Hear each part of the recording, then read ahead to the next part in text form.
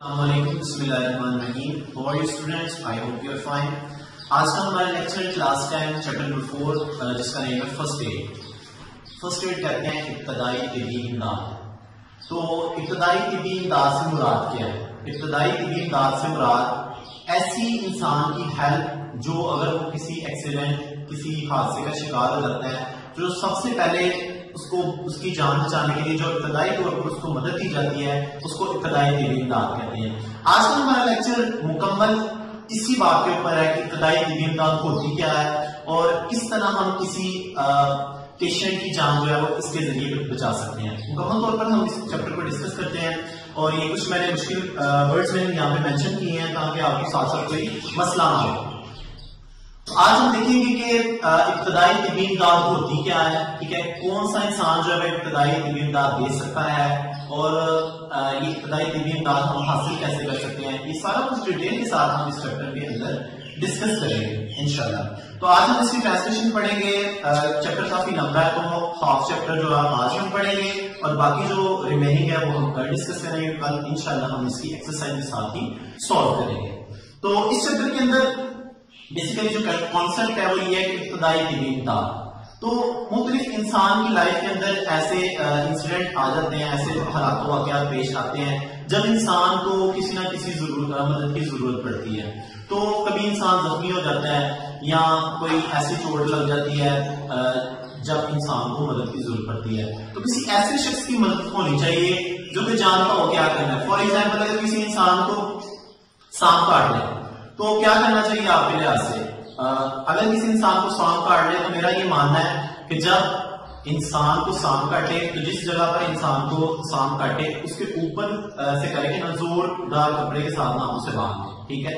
इसका ये बेनिफिट होगा कि जो जहर है वो उसकी मूवमेंट अपर बॉडी की तरफ नहीं होगी, तो इससे आप जो है वो मरीज की जान बचा सकते हैं। तो इसके अलावा अगर इंसान को कोई चोट लग जाती है, ठीक है, अगर कोई कट वगैरह लग जाता है, ठीक है, आपकी कोई वेन कट हो जाती है, तो आप क्या कर सकते हैं, आप कोई कपड़ा लेके ऊपर से उसके बाजू को बांध सकते हैं अच्छे तरीके के साथ, ताकि जो उसका ब्लड जो है वो वहीं पे स्टॉप हो जाए, मजीद ब्लड जो है वो ना बहे, ठीक है। तो मुख्तलिफ तरीके हैं, आप जख्म वाली जगह को ऊपर कर सकते हैं ताकि उससे भी आपका ब्लड जो है वो रुक सकता है। तो मुख्तलिफ तरीके हैं इब्तदाई तिब्बी इमदाद देने के। आज हम डिटेल के साथ पढ़ेंगे इब्तदाई तिब्बी इमदाद होती क्या है और किस तरह हम इससे मुख्तलिफ मरीजों की जान बचा सकते हैं। तो आइए इसकी ट्रांसलेशन स्टार्ट करते हैं। चैप्टर का नेम है फर्स्ट एड, इब्तदाई तिब्बी इमदाद। हम इसको पढ़ते हैं तो हमें मजीद इसके बारे में इंफॉर्मेशन मिलेगी।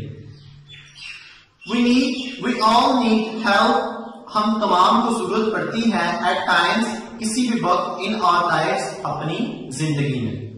हम तमाम को अपनी जिंदगी में कभी कभी मदद की जरूरत पड़ती है। समटाइम्स, बाज़ औक़ात, वी मे हैव एक्सीडेंट, हम हादसात का शिकार होते हैं या हो सकते हैं, and we may get hurt, और हम जख्मी हो सकते हैं। कि हम तमाम को अपनी जिंदगी में कभी ना कभी मदद की जरूरत पड़ती है। बाज़ औक़ात हम हादसात का शिकार हो सकते हैं और जख्मी हो सकते हैं।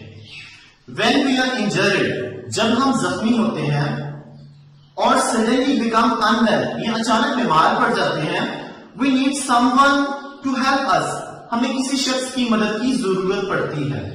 someone, किसी ऐसे शख्स की, who knows, जो कि जानता हो what to do, क्या करना है। कि जब हम बीमार पड़ जाएं, किसी हादसा का शिकार हो जाए, तो हमें किसी ऐसे शख्स की मदद की जरूरत पड़ती है जो कि जानता हो कि क्या करना है। It is the temporary and immediate help. Temporary कहते हैं आरजी और इमीडिएट कहते हैं फौरी, और ये मदद आरजी और फौरी मदद कहलाती है। दिस टाइमली असिस्टेंस, टाइमली का मतलब है, मैंने यहां पे मेंशन किया, टाइमली का मतलब होता है बर वक्त, उसी वक्त कि ये बर वक्त मदद कंप्राइजिंग मुश्किल होती है सिंपल मेडिकल टेक्निक, खालिस तिब्बी मुहावरों पर, इज मोस्ट क्रिटिकल, जो कि बहुत ही क्रिटिकल कहते हैं अहम, ठीक है, जो कि बहुत अहम है टू द विक्टिम्स, हादसा के शिकार लोगों के लिए, या कोई भी ऐसा फर्द जो कि जिसके साथ कोई इंसिडेंट जो वाकया पेश आया है, and is often life saving, और अक्सर ये जान बचाने वाली साबित हो सकती है, ठीक है।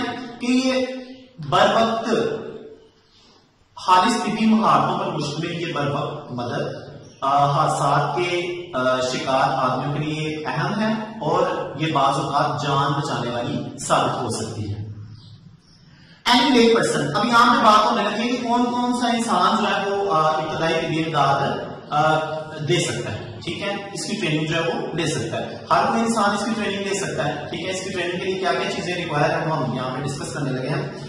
एनी ले पर्सन, कोई भी आम आदमी कैन बी ट्रेन्ड, तरबियत ले सकता है टू एडमिनिस्टर, मदद देने की, फर्स्ट एड, इब्तदाई तिबी इमदाद, फिर कोई भी इब्तदाई तिबी इमदाद देने की तरबियत हासिल कर सकता है। दिस फर्स्ट एड, ये इब्तदाई तिबी इमदाद कैन बी कैरिड, हासिल की जा सकती है आउट यूजिंग मिनिमल इक्विपमेंट्स, ठीक है, कि मामूली सामान इस्तेमाल करके भी इब्तदाई तिबी इमदाद दी जा सकती है, ठीक है। इसके अंदर ये नहीं कि आपके पास वो बड़ी बड़ी मशीनें हो जो डॉक्टर्स के पास होती हैं तभी आप जो है वो मरीज की मदद कर सकते हैं, नहीं, ये बिल्कुल नॉर्मल इक्विपमेंट से भी आप किसी मरीज की मदद कर सकते हैं।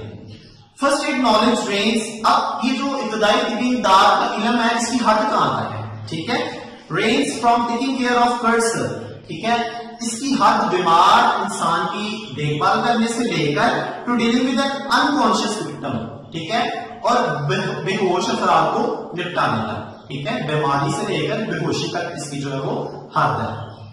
जब इंसान बेहोश हो जाए तो फिर आप उसको डॉक्टर तक ले जाए, अगर वो बिल्कुल उसकी आंखें खुली हुई हैं, मतलब सांस ले रहा है, आपकी जो ट्रीटमेंट उससे फर्क पड़ा है, टाइमली फर्क उससे पड़ा है, तो फिर आप उसको डॉक्टर के पास लेके जा सकते हैं। तो पैराग्राफ नंबर 2 है हैंडलिंग माइनर एक्सीडेंट्स, हैंडी कहते हैं हल करना, माइनर मामूली, एक्सीडेंट हादसा एट होम घर पर और या ऑन द रोड सड़क पर, डेवलप्स पैदा करते हैं अ सेंस समझ बूझ ऑफ क्राइसिस मैनेजमेंट, क्राइसिस कहते हैं हंगामी, मैनेजमेंट सूरत हाल, ठीक है, घर या सड़क पर ऐसे हादसा जो रुनमा होते हैं, माइनर कट्स, मामूली खराशें या कोई इंसान जख्मी हो जाता है घर या सड़क पर, तो ये इंसान के अंदर हंगामी सूरत हाल से निपटने की समझ बूझ पैदा करते हैं। दिस में प्रिपेयर पीपल, ये लोगों को तैयार कर सकते हैं टू टैकल, संभालना, विद अनएक्सपेक्टेड, अनएक्सपेक्टेड का मतलब होता है गैर मुतवक्के, इमरजेंसी सूरत हाल, विद ग्रेट कॉन्फिडेंस, बहुत ही ज्यादा एतमाद के साथ, ठीक है, कि ये इंसान को पूरे एतमाद के साथ हंगामी सूरत हाल से निपटने के लिए तैयार कर सकता है। माइनर कट्स, मामूली जख्म एंड स्क्रैचेस, खराशे, usually do not need to go to the emergency room, ठीक है, मामूली जख्म और खराशों के लिए आपको इमरजेंसी रूम में जाने की जरूरत नहीं पड़ती। Yet proper care is essential, लेकिन मुकम्मल एहतियात लाजमी है टू अवॉइड, बचने से, इन्फेक्शन, किसी भी तरह की जरासीम ज़दगी से और अदर कॉम्प्लिकेशंस, दूसरी पेचीदगियों से, लेकिन मुकम्मल तौर पर एहतियात जो है वो आपको मुकम्मल तौर पर दूसरी पेचीदगियों से और जरासीम ज़दगी से बचाने में मदद कर सकते हैं। Following guidelines can help you, मुकम्मल रहनुमाई कैन हेल्प यू, तुम्हारी मदद कर सकती है टू हैंडल क्राइसिस, हंगामी सूरत हाल में पड़ने से, and take care of all, और आप सबकी सेहत की हिफाजत कर सकती है, ठीक है। इसका मतलब क्या है कि मुकम्मल रहनुमाई आपको हंगामी सूरत हाल से निपटने और आपकी मदद कर सकती है। स्टॉप द ब्लीडिंग, ठीक है, खून को रोकना। माइनर कट्स, मामूली जख्म and scratches, stop bleeding on their arm, मामूली जख्मों और खराशों से खून बहना अपने आप खत्म हो जाता है। आपने अक्सर बात नोटिस की होगी, हमारी लाइफ में भी ऐसे इंसिडेंट आते हैं, कोई नाइफ वगैरह का कट लग जाए, ठीक है, या कोर पे ब्लेड वगैरह लग जाए, तो आई थिंक 1 मिनट तक आपकी थोड़ी ब्लीडिंग होगी, 1 मिनट या 50 सेकंड तक ब्लीडिंग होगी, और बाद में ब्लीडिंग अपने आप स्टॉप हो जाती है, ठीक है, क्योंकि कट्स बिल्कुल मामूली होती है, ठीक है। लेकिन जब आपको मेजर कट्स लगते हैं तो फिर वो जो है आपके जो कट्स हैं वो अपने आप रिकवर नहीं होते, उसके लिए आपको प्रॉपर केयर और प्रॉपर ट्रीटमेंट की जरूरत पड़ती है। तो यहाँ पे कह रहा है कि माइनर कट्स और स्क्रैचेस जो है, छोटे कट्स और स्क्रैचेस अपने आप जो है वो ठीक हो जाते हैं। If they don't apply gentle pressure with a clean cloth और बैंडेजेस, इफ दे डोंट, अगर वो नहीं ठीक होता, ठीक है, अगर कट वगैरह से बहना नहीं रुकता, तो आप थोड़े से दबाव के साथ आप क्या करेंगे, एक साफ कपड़ा या पट्टी के साथ आप उसको ऊपर से थोड़ा सा दबाएं। होल्ड द प्रेशर कंटिन्यूअसली, उसको दबाए रखें। कंटिन्यूअसली का मतलब होता है मुसलसल फॉर 20 to 30 सेकंड, 20 से 30 सेकंड तक उस जख्म वाली जगह के ऊपर पट्टी को अच्छे तरीके से दबाए रखें। And if possible elevate the वॉर्म, अगर मुमकिन हो सके, एलिवेट का मतलब होता है ऊंचा करना, तो जख्म वाली जगह को ऊंचा करना। इससे क्या होगा, ब्लीडिंग जो है वो स्टॉप हो जाए। Don't keep checking to see if the bleeding has stopped because this may damage or disrupt the clot that is forming and cause bleeding to assume कि ये बार बार मत देखें कि भाई जख्म खून रुका है कि नहीं रुका, ठीक है। बार बार देखने से आपके जख्म जो है वो खराब हो सकते हैं। आपके जख्म वाला जो हिस्सा है उसके ऊपर जख्म जो है वो मजीद बढ़ सकता है, इसलिए आपको जख्म को बार बार देखना नहीं चाहिए। मुख्तलिफ लोगों की आदत होती है जी ऊपर कपड़े से दबा के रखा, 2 सेकंड भी हुए नहीं, देखा खून रुक गया कि नहीं रुक गया, ऐसा बिल्कुल नहीं करना। इससे आपकी जख्म वाली जगह जो है वो डैमेज हो सकती है, उस पर बहुत ज्यादा असर पड़ सकता है। आपका जो खून के लोथड़े जहां से निकल रहे हैं वो वाली जगह भी डैमेज हो सकती है और खून भी इससे आपका नहीं रुकेगा। इफ ब्लड स्पर्ट्स और continues flowing after continuous pressure, अगर ऐसा करने से भी खून का बहाव नहीं रुक रहा, ठीक है, खून एक दाढ़े से निकल रहा है, ठीक है, तो आपने ऊपर मुकम्मल दबाव भी डालना होगा, फिर भी अगर खून रुक रहा, सीक मेडिकल असिस्टेंस, तो डॉक्टर से राब्ता करें, ठीक है। इब्तदाई तिब्बी इमदाद का मतलब ये होता है कि ऐसी मदद जो आपको डॉक्टर तक जाने से पहले आपकी जो तबीयत में थोड़ी सी नरमी ला सके, ठीक है। ये नहीं कि आप मुकम्मल घर पे प्रॉपर डॉक्टर बनना है, ठीक है, तो फिर भी आपको किसी भी इन्फेक्शन से बचने के लिए डॉक्टर की जरूरत पड़ती है। तो अगर प्रॉपर प्रेशर से अगर ब्लीडिंग आपकी स्टॉप नहीं हो रही तो आपको फिर मेडिकल असिस्टेंस की तरफ जाना चाहिए, मतलब कि डॉक्टर से राब्ता करना चाहिए।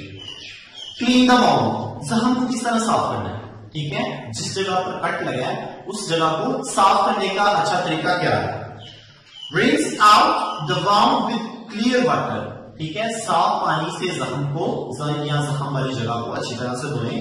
To clean the area around the wound, के जख्म के इर्द गिर्द वाली सतह को धोने के लिए यूज सोप, साबुन का इस्तेमाल करें, एंड वॉश क्लॉथ, और धोने वाले कपड़े का, कि जख्म वाली जगह को साफ करने के लिए साबुन और धोने वाले कपड़े का इस्तेमाल करें।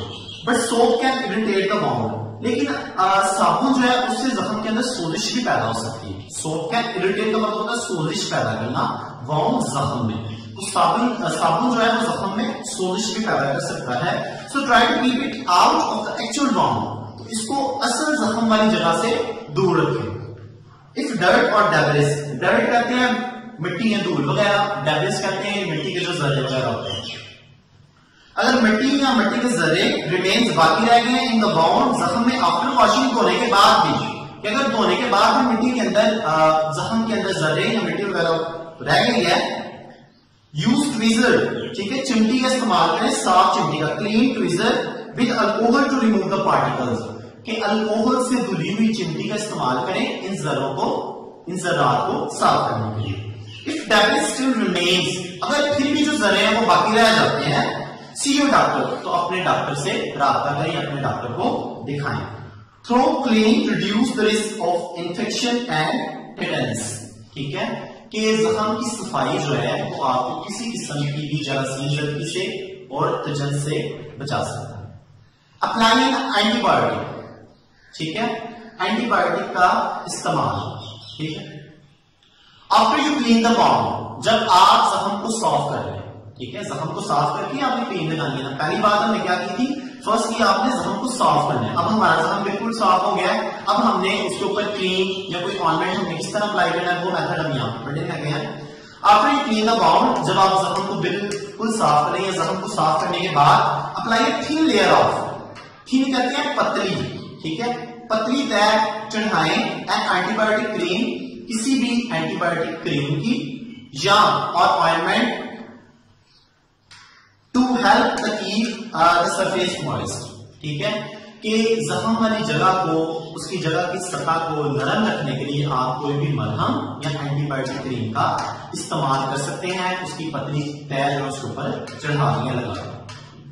The products don't make the warm heat faster, ये अद्वियात जख्म को जल्द ठीक नहीं करती, तेज से ठीक नहीं कर सकती, लेकिन ये किस तरह फायदेमंद है but they can help your bodies, लेकिन ये मदद करती हैं, कर सकती हैं बॉडीज नेचुरल कहते हैं कुदरती हीलिंग, ठीक होने का प्रोसेस अमल वो फास्ट तेजी से, लेकिन ये आपका कुदरती तौर पर शफायाब होने के अमल में तेजी से मदद आपकी कर सकती है।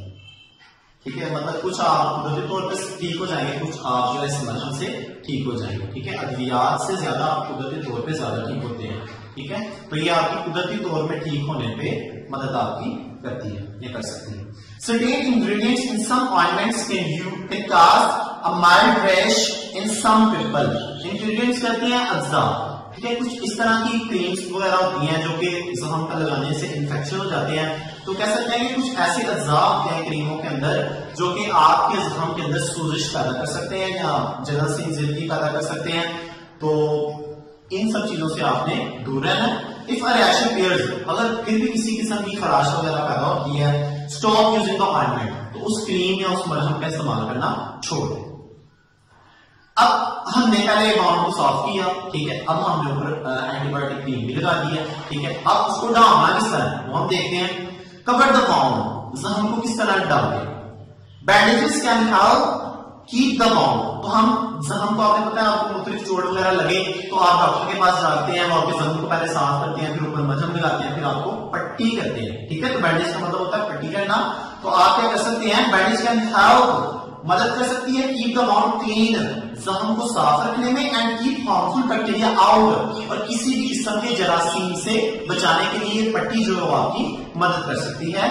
After the wound has healed, कि जब आपका जख्म ठीक हो चुका है, ठीक हो रहा है, enough to make infection unlikely, कि अब उसके ऊपर मजीद जरासीम का खदशा नहीं है, किसी भी किस्म के इन्फेक्शन का खदशा नहीं है, तो आप क्या करें, एक्सपोजर खुला छोड़ दें टू द एयर, हवा के अंदर, स्पीड बाउंड हीलिंग, ज्यादा तेज सेहत याबी के लिए। ठीक है, कि ज्यादा तेज रिकवरी के लिए आप जख्म को खुला छोड़ सकते हैं। ठीक है बेटा, तो ये तकरीबन हमारा हाफ चैप्टर जो है क्लियर हो चुका है। आई होप आपको समझ आई होगी। किसी किस्म की भी आपको अगर लेक्चर की समझ नहीं आई तो आप कमेंट कर सकते हैं कमेंट सेक्शन में जाके, और उम्मीद करता हूँ कि आपको समझ आई होगी। अगर नहीं आई तो फिर मैं आपके कमेंट का जवाब नेक्स्ट वीडियो में जरूर दूंगा इंशाल्लाह। Thank you so much for watching, and आपने इसको अच्छे तरीके से ट्रांसलेशन को लर्न भी करना है, और कल हम इंशाल्लाह इसकी फर्दर जो हमारा चैप्टर रह गया वो हम पढ़ेंगे और साथ इसकी एक्सरसाइज भी सॉल्व करेंगे। Thank you so much, Allah Hafiz.